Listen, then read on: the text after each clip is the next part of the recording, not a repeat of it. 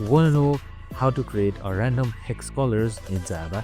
Well, no worries. In this video, I'm going to show you an easy step-by-step plan on how you can do it. It's super simple and in a minute, so let's get straight to it. So, this is really useful for website and UI designs. So I'm just going to show you how you can do it. So you can also keep in mind that this is not RGB colors but hex colors. So instead of RGB values, we are generating codes like this right here. So an example could be hashtag A3FF1C. So I'm just going to write it right here. So an example is this type of code that we are using.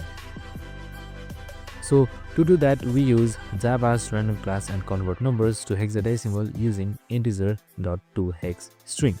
So as you can see right here, we have used it in our code as well. So what we do is we make sure the output is always exactly 6 characters long, even if the number is small, by padding it with zeros. So when you run it, your console prints a fresh random hex color every single time. It's perfect for color pickers, UI projects, or just for fun. So let's get right into it. So I'm just going to show you by doing this code right here, and your output should be there if everything is correct. And that's it. I hope this video helped.